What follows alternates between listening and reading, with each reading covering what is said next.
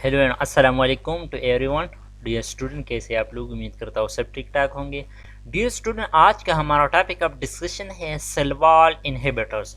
पिछले चंद लेक्चर्स में हमने drug acting on cell membrane और सेल मेम्ब्रेन इनहिबिटर्स के बारे में डिस्कस किया था। आज का हमारा टॉपिक ऑफ डिस्कशन है cell wall inhibitors. So what is cell wall inhibitor? Those drugs which act on the cell wall of the fungus is known as cell wall inhibitors. वो ड्रग्स जो fungus की cell wall को target करते हैं, जो fungus के cell wall पर असरअंदाज होते हैं, सो इस किस्म के ड्रग्स को हम सेल वाल इनहिबिटर्स कहते हैं। For example caspofungin, micafungin and anidulafungin. So that's the introduction of the cell wall inhibitors. अब इसका जो सबसे इम्पोर्टेंट एग्जांपल है किप्सोफंगीन, इसको हम डिटेल से डिस्कस करेंगे। सो चलिए स्टार्ट करते हैं किप्सोफंगीन को।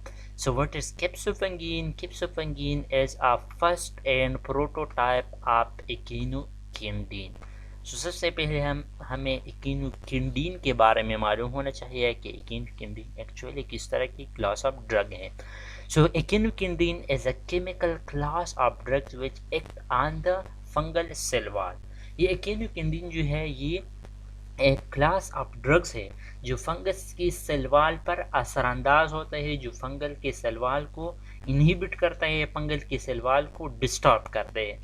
सो ये किप्सोफंगीन जो है ये first and prototype of echinocandin है। ये इकिनोकिंडीन का सबसे पहला ड्रग्स है जिसको सबसे पहले स्टडी किया गया था, जिसको सबसे पहले डिस्कवर किया गया था। And prototype of echinocandin. अब प्रोटोटाइप का क्या मतलब है कि ये रिप्रेजेंट करता है, ये किप्सोफंगीन जो है ये इकिनोकिंडीन की पूरी क्लास को रिप्रेजेंट करता है।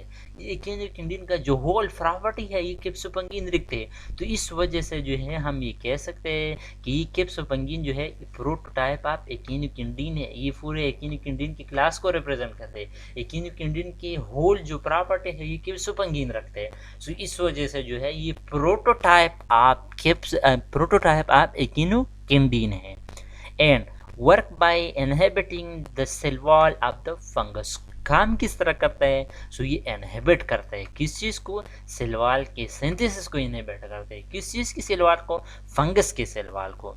सो caspofungin work by inhibiting by stopping the cell wall synthesis of the fungus and use against those fungi which are resistant to azole antifungal drugs।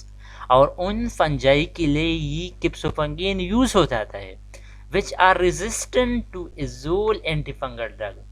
जब पंजाई जो है एजोल एंटीफंगल के खिलाफ रेजिस्टेंट रखता हो, उसको खिलाफ रेजिस्टेंस शो करता हो, सो इस किस्म की कंडीशन में, इस किस्म की फंगल इन्फेक्शन में, इस किस्म की पंजाई के लिए हम किप्सोफंगीन यूज कर सकते हैं, किप्सोफंगीन को एडमिनिस्टर कर सकते हैं। For example candida and Aspergillus, ये जो है ये एजोल एंटीफंगल के खिलाफ ये दो किस्म के जो बैक्टीरिया है, टू टाइप ऑफ बैक्टीरिया, ये रेजिस्टेंस शो कर रहा है इस एजोल एंटीफंगल ड्रग के खिलाफ। जो इस किस्म की कंडीशन में हम किप्सोफंगीन एंटीफंगल ड्रग्स को एडमिनिस्टर कर सकते हैं। So that's general introduction of the caspofungin. Caspofungin का जो जनरल इंट्रोडक्शन है इसमें आप लोगों को तीन बातों को जहन में रखना चाहिए। फर्स्ट जो है ये first and prototype of echinocandin है, this is the first point. काम किस तरह करता है? इनहिबिटिंग सेल वॉल को इनहिबिट करता है और किस किस्म की कंडीशन में यूज़ होता है? उस पंजर के खिलाफ यूज़ हो जाता है जो एंटीफंगल ड्रग्स के खिलाफ रेजिस्टेंट रखता है, for example candida and aspergillus. So that's the general introduction of the caspofungin and cell wall inhibitor. Now move forward toward the mechanism of action of the caspofungin, कि caspofungin जो है किस तरह काम करते हैं। So mechanism of action of the caspofungin. So it is a echinocandin class of antifungal drug। सबसे पहले आप लोगों को ये बात जहन में याद रखना चाहिए कि किप्सोफंगीन जो है इकिनोकिंडीन क्लास ऑफ एंटीफंगल ड्रग्स है। ये इकिनोकिंडीन क्लास ऑफ एंटीफंगल ड्रग्स से बिलोंग करते हैं। दैट और ये इकिनोकिंडीन एंटीफंगल ड्रग्स काम क्या करता है? That interfere with the synthesis of the fungal cell wall. ये इकिनोकिंडीन जो है ये फंगल की सिलवाल को इनहिबिट करता है, फंगल की सिलवाल के सिंथेसिस को इनहिबिट करते हैं। और ये कैप्सोफंगिन जो है ये भी इकिनोकिंडीन क्लास ऑफ एंटीफंगल ड्रग से बिलोंग करते हैं। And by inhibiting synthesis of beta D glucan, और ये किस तरह इंटरफेयर करता है सिंथेसिस फंगल सिलवाल को, ये इनहिबिट करता है सिंथेसिस ऑफ बीटा ग्लूकेन को। बीटा डी ग्लूकेन का जो सिंथेसिस है ये इसको इनहिबिट करता है। और ये बीटा ग्लूकेन एक्चुअली क्या चीज़ है, a major constituent of the fungal cell wall, ये फंगल सेल वॉल का एक मेजर कंस्टिट्यूएंट है जो प्रोटीन और काइटिन लेयर को एक दूसरे के साथ लिंक करते हैं, एक दूसरे के साथ कनेक्ट करते हैं। सो ये कैप्सोफंगिन जो है इस बीटा डी ग्लूकेन को इसके जो सिंथेसिस है इसको ही इनहिबिट करता है by inhibiting beta D glucan synthase. ये बीटा डी ग्लूकेन सिंथेस को इनहिबिट करते हैं, so leading to the inhibition of the synthesis of beta glucan synthesis and interfere with the synthesis of the fungal cell wall. जिस तरह आप इस diagram में देख सकते हैं, ये जो है ये फंगल का सेल वॉल है, यहाँ से लेकर यहाँ तक जो है ये फंगल का सेल वॉल है। ये जो है ये काइटिन का एक लेयर है और ये जो है ये प्रोटीन का एक लेयर है।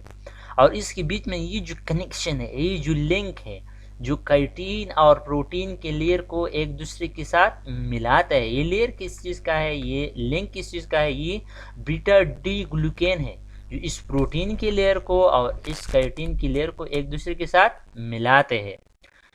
सो कैप्सोफंगिन एक्चुअली क्या करते हैं, कैप्सोफंगिन इस बीटा ग्लूकेन के सिंथेसिस को इनहिबिट करते हैं। किस तरह इनहिबिट करते हैं, यहाँ पर हमारे पास एक एंजाइम है जिसको हम बीटा ग्लूकेन सिंथेज एंजाइम कहते हैं। ये बीटा ग्लूकेन सिंथेज एंजाइम क्या करता है, ये इस बीटा ग्लूकेन को सिंथेसाइज करता है, इस बीटा ग्लूकेन को प्रोड्यूस करता है, क्रिएट करता है।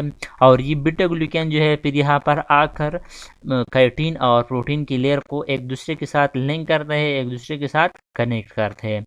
सो यहाँ पर इकिनोकिंडीन क्लास ऑफ एंटीफंगल ड्रग है लाइक कैप्सोफंगिन। ये इकिनोकिंडीन या कैप्सोफंगिन यहाँ पर आकर इस बीटा डी ग्लूकेन के साथ बाइंड हो जाते हैं, इस बीटा डी ग्लूकेन के साथ लिंक बनाते हैं, बाइंड बनाते हैं।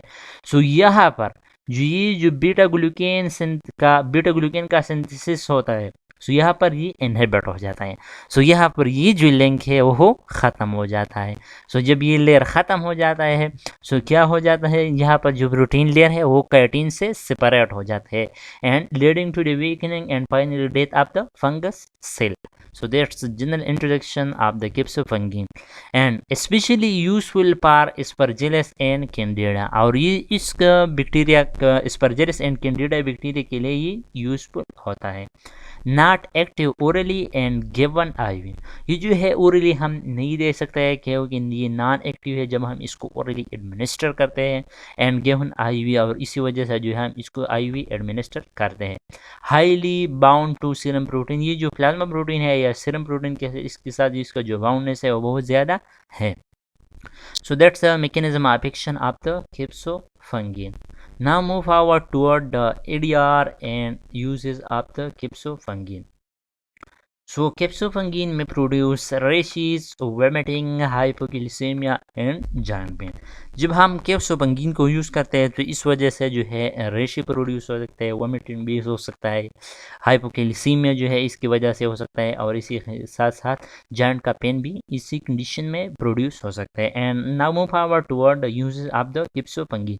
कैप्सोफंगिन को अब हम किस कंडीशन में या किस पेशेंट में के लिए हम एडमिनिस्टर कर सकते हैं। So use for deep candidiasis and superficial candidiasis, हम जो है इसको सीवियर कैंडिडियल इन्फेक्शन के लिए जो डीप कैंडिडियल इन्फेक्शन होता है, या इसको हम इसोफेगस या फेरिंग्स का जो इन्फेक्शन है कैंडिडिया फंजाई की वजह से, सो इस किस्म की कंडीशन में हम इसको यूज़ कर सकते हैं। So that's general introduction, mechanism of action, ADR and uses of the कैप्सोफंगिन। I hope you people will understand our today lecture. Otherwise if you people have any question regarding our today lecture, so आप लोग जो है comment section में मुझसे पूछ सकते हैं। So thank you so much for giving me your useful time. Thanks.